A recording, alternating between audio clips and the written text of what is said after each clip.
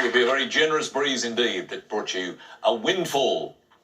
Well, David, last night we were talking about phony and the derivation of the word phony. Well, tonight we're still going to go along that pathway of that which is not the complete truth. We're entering the neighbourhood of falsehood, looking at a couple of words here that relate to a bogus story. The first is an obvious one, and that's rumour. It's a piece of hearsay, a piece of gossip. The word comes from Latin rumorum, which is a noise or a clamour. So it's something that the forum or the marketplace is saying, and you overhear. Now, another very rare word, in fact, not listed in this dictionary, but in other sources I've checked, it's R-O-O-R-B-A-C-K, rawback.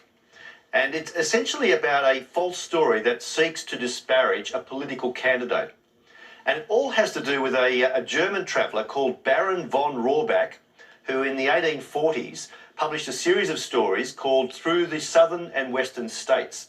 They were really just rumours parading as articles out to discredit the presidential candidate, James Polk. It was an early political advertising campaign. It was, but the amazing thing about Baron von Rohrback, he never existed. It was actually a fabrication of a journalist or possibly the publisher of the paper that ran these stories. And while no culprit has actually been named, the word rawback has remained in the American language as being a false story out to disparage your candidate.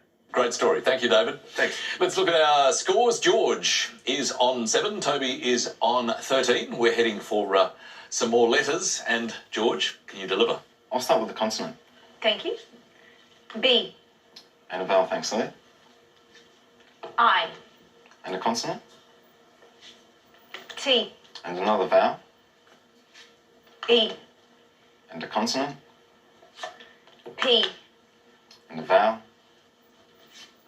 A. And another consonant. S. And another. T. And I'll finish it off with a vowel. And last letter, O. Here's the clock.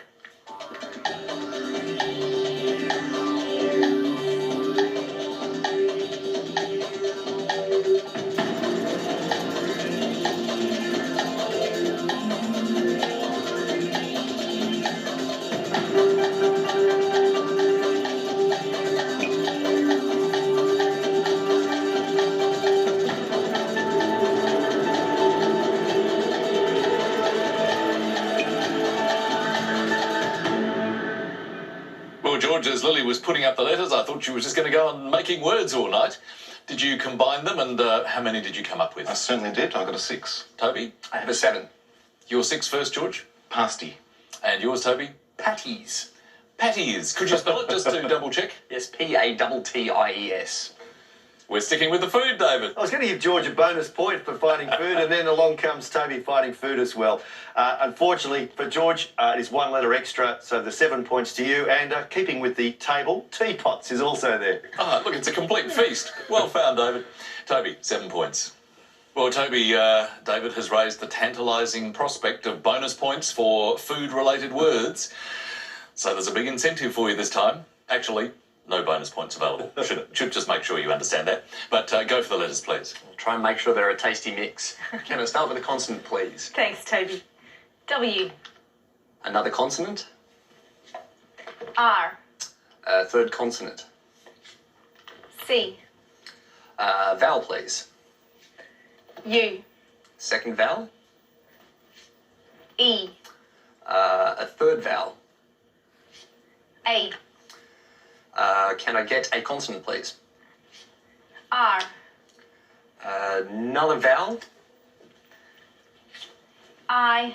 And another consonant, thanks. And last letter, D. Time starts now.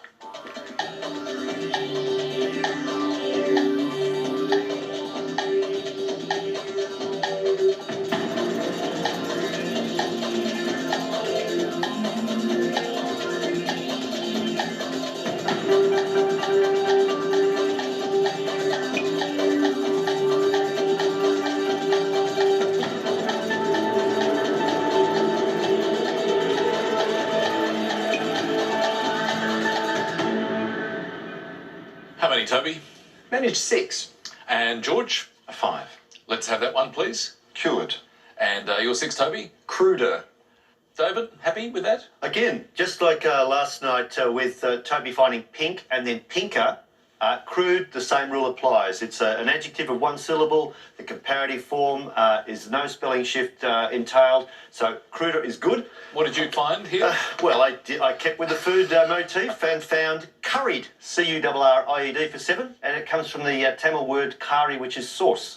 Delicious. Well done, David. This is going to be a challenge for the whole night. You know, you really Game's set on. yourself a task here. But good find then, and Toby scored 6. Next course on the menu, delicious numbers. And George, I think you can toss them and serve them up to us. I'll have the classroom mix, thanks, Lily. Thanks, George. That's 1 large and 5 small. And starting with the smalls, 8, 10, 9, 9. And the large is 75. The target to reach is 375. Let's go there.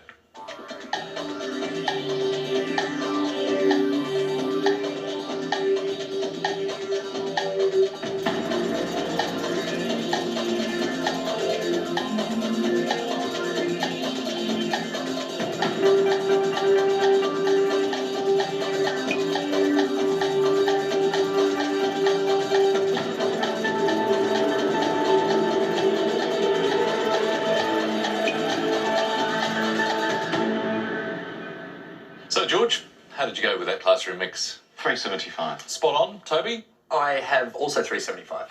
George, take us there if you would, please. Certainly. First I did the 8 divided by the 8 8 divided by 8, to get 1. 1. And the 9 divided by the 9 9 divided by 9 is 1, to get 1. Add them together to get 2. is 2. The 10 divided by 2 is 5. 10 divided by 2 is 5, Times that by the 75. is 375. Very nice indeed. And a very good use of the available numbers. Toby, did you do it the same way? I didn't, and actually I've made a mistake, so my answer won't count. Oh, okay. Sorry to hear that, but very nicely done indeed for George. Lovely method, and the same method as yours, Lily? Yeah, same method. It is the way to go, and very nice use of... In fact, have we got a kitchen sink there? I think we have, haven't we? We do, yeah. We have a kitchen sink that George has provided for us. And I suppose, actually, we have got a food tie-in, because maybe that's the washing up afterwards. I like that, yeah. Stretching the point, but just about credible. Very nicely done, though, for George. 10 points, and that brings George up to 17. Toby, 26. We're heading for another break. And another word mix for you. Calf omen. And the clue this time, hot Latin music. Back soon.